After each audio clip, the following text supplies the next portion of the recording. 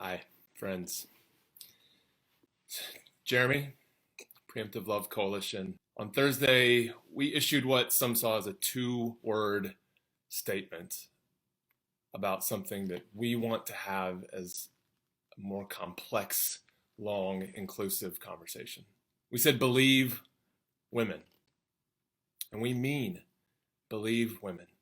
But in saying believe women in the wake of everything that's going on, in the context of what is happening in America, about the equality of women, about sexual assault, about due process and the burden of proof and the presumption of innocence, and about the Supreme Court nomination and the partisan politics attached to that. In that multi-layered conversation, some of you have been messaging and saying we've been reductionistic, we've been simplistic, that we've been co-opted, that we are out of our lane, that this is not our work, that our work is just to be over there helping refugees, helping Syrians, helping Iraqis, and that we need not try to engage these domestic conversations here in America. I'm here to say that this is our work. And I want you to be a part of it. I want you to stay in this conversation. The sad thing, people are leaving us because we said believe women. And that's not right.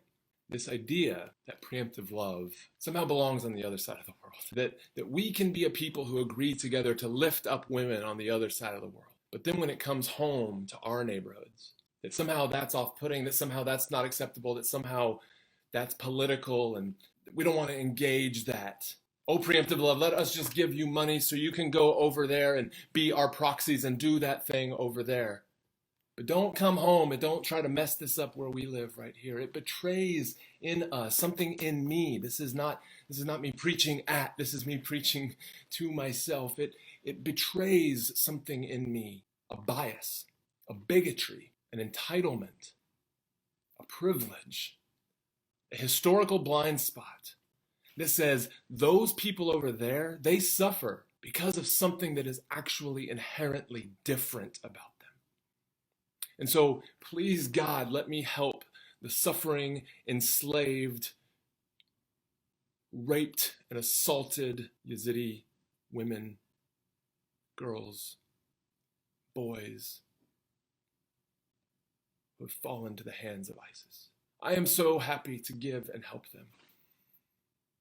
And I will believe them, even though I have done nothing to verify the claims of their story.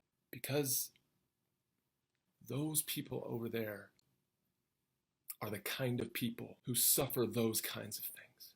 And when the conversation comes home, when 1 out of 3 women that I talk to on any given day, at any given moment, when 1 in 3 women has been a victim of sexual assault, when 1 in 6 men has been a victim of sexual assault, conversation gets a lot more complicated for some of us. Because it's hard to face the fact that we, people who look like us and think like us and live where we do, that we are also vulnerable to violence.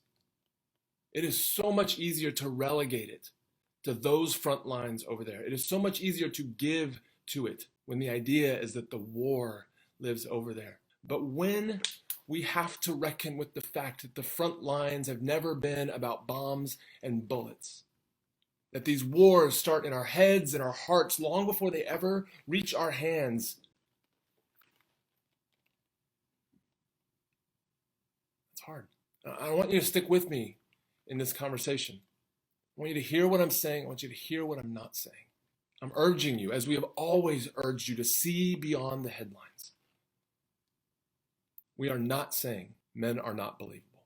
What we are saying when we say believe women as readily as we believe men. Give women the equality that they already actually have. Regard women as though they are equal, because women are equal.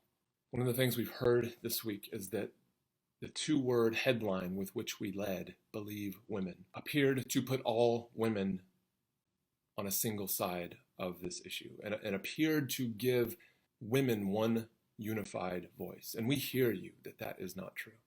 We hear you and we believe you everywhere I've gone in the world. every conflict zone we've been in, every culture I've been in, every neighborhood I've been in.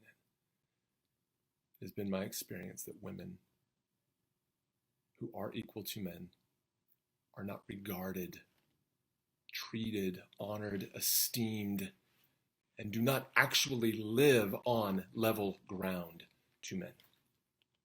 It has been my experience. It has been the testimony of women everywhere I have ever gone, that women live in something like a ditch. And that what this work that we have contracted and agreed and embraced each other to do around the world, when we say things like empowering others, when we specify empowering women, we do not give women more dignity than they already have. We do not give women more value than they already have. We do not impart to them something that is not already inherently there. What we're doing essentially is filling in the ditch that was dug for them and to in which they were thrown. If you are a woman who does not fundamentally view the world in that way, I hear you. I believe you, and I want to honor your perspective. At this moment, at this snapshot of who I am as an individual, who I am as a father of a young woman and father of a young man, that's not my perspective. My perspective is the ditch analogy that I've used. And so I hope you will stick with us, as this is a point on which we disagree. I want you to hear me say that when we say believe women, we do not mean, and we have never said, do not believe men. In fact, to follow our work is to know that we have sought to parse through the complexities of groups like ISIS and the Syrian civil war, Muslim men in general, and Arab men in general, and brown and black men in general. And we have sought to say, believe men. When a Muslim Arab man tells you he is not a terrorist, tells you his faith is not terroristic, tells you that he comes in peace, believe that man, even if it costs you your life. That has been our message. And never mind message, that has been our life. The number of times that we've been warned, do not go into that neighborhood, do not go into that city, do not go near that area at all, because those people, led by those men, they are terrorists. And when we have responded and said, but they are saying something different, and we believe them, we hear their cries for help, and we believe them, and we will go to those who are crying out for help because we will believe them. Our default is to believe them.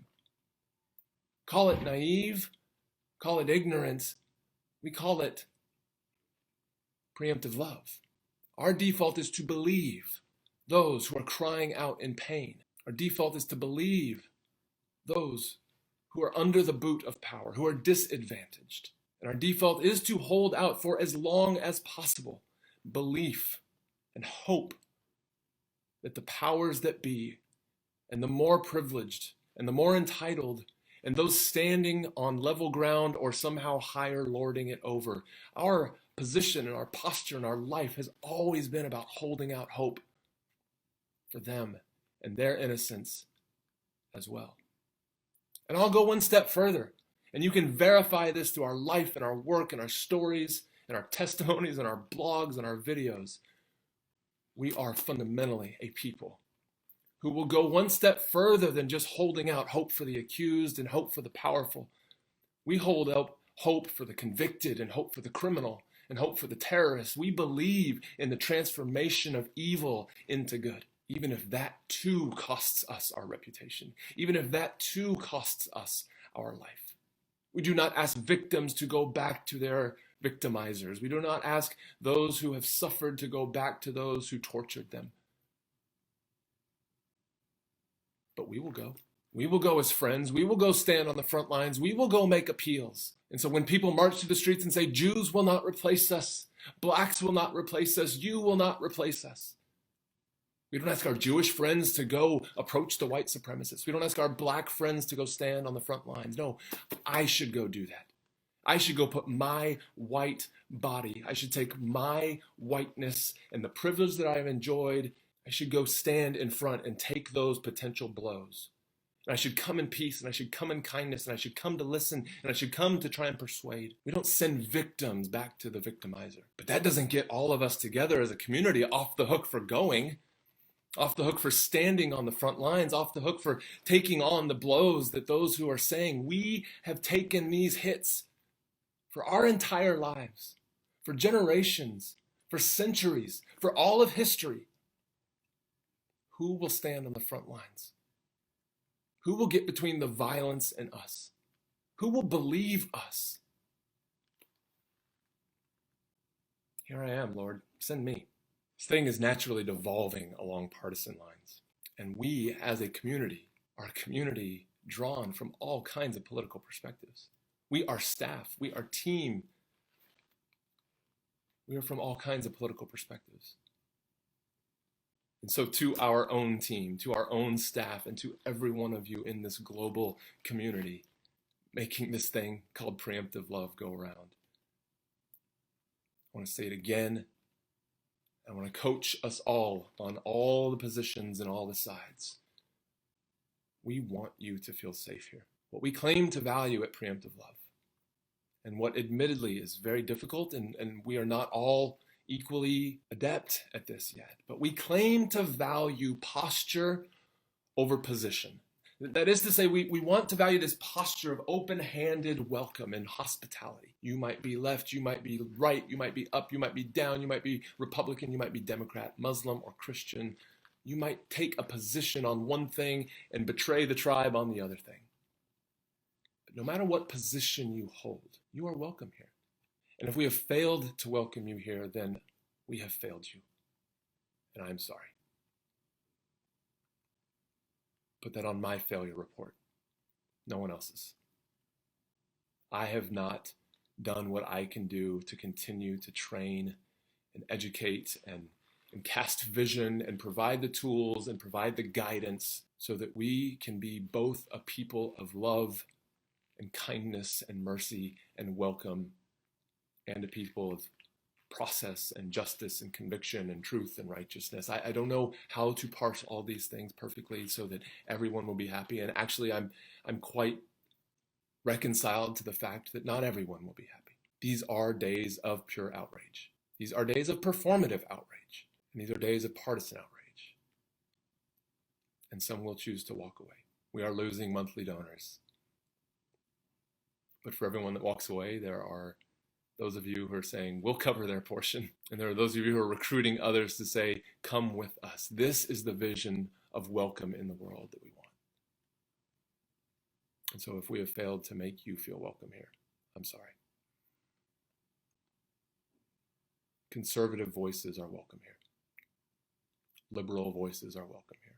Democratic voices are welcome here. Republican voices are welcome here. Green voices and yellow voices and red voices and blue voices under those political flags are welcome here. Black voices and brown voices and white voices are welcome here.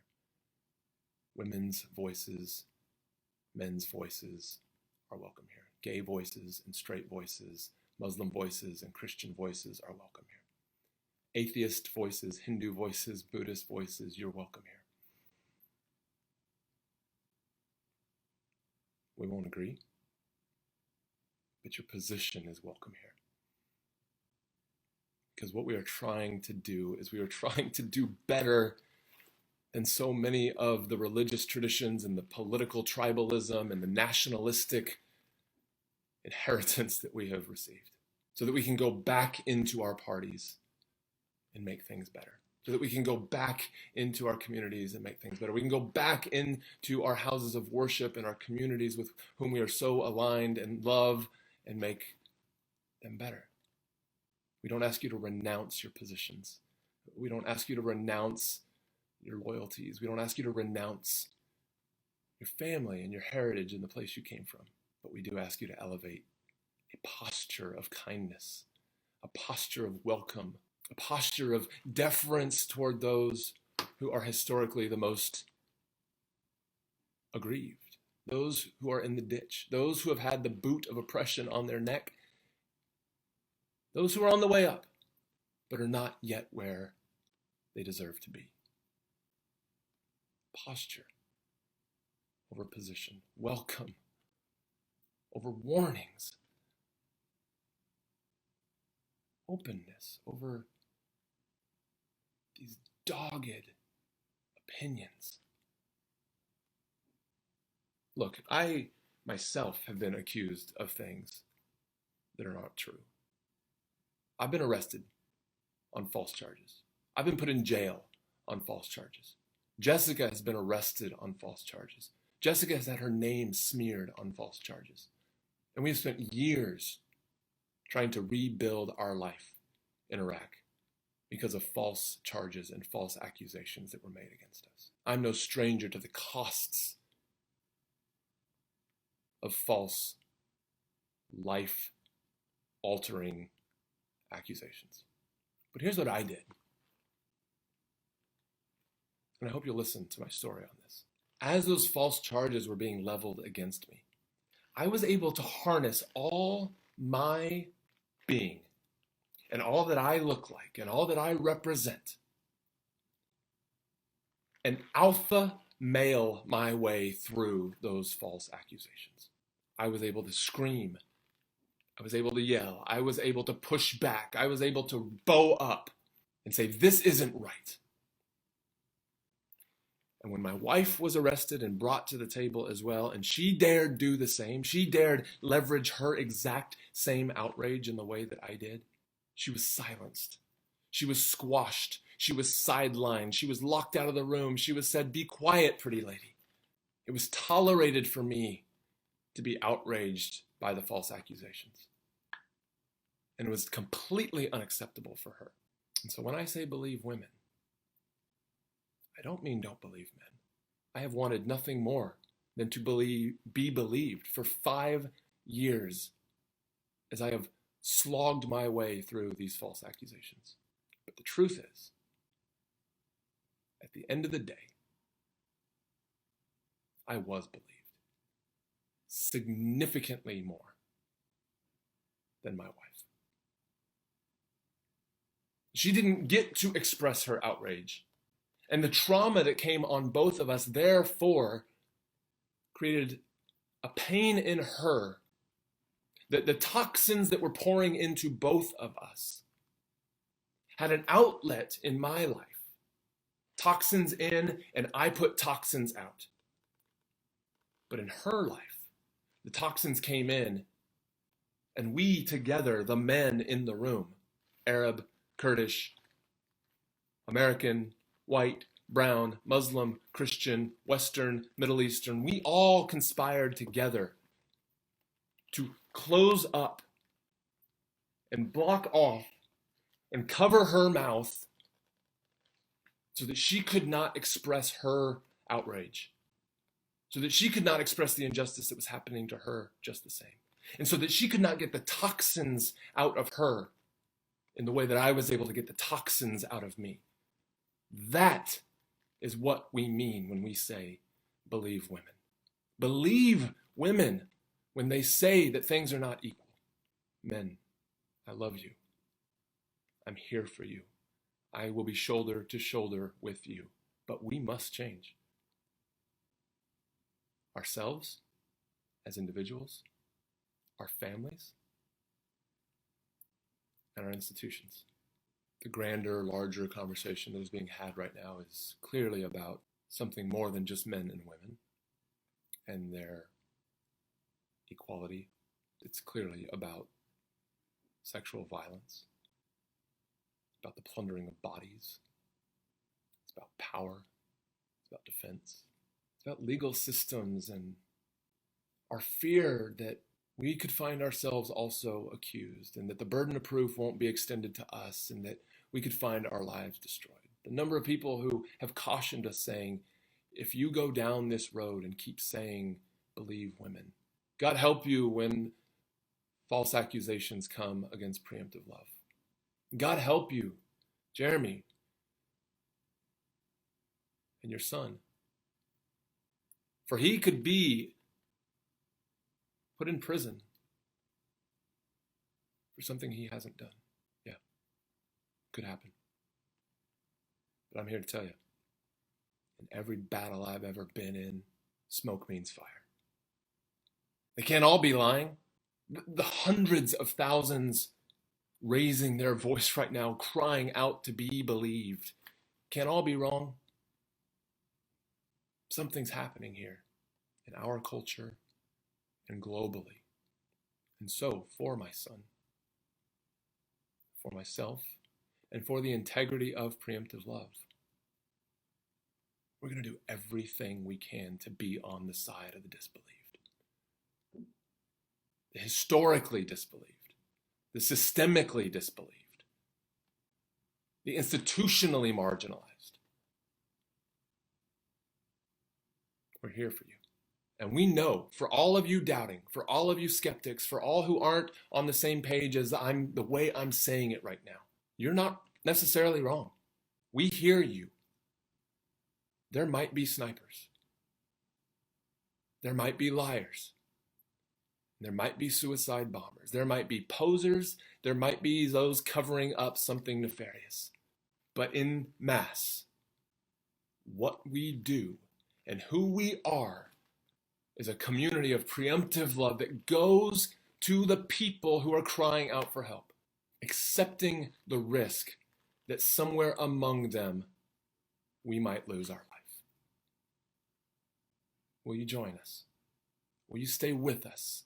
Will you increase your commitment to this posture of preemptive love? And please continue to bring your positions on these conversations to the table, to each other, in humility, in kindness. We need you. All are welcome. Let's go.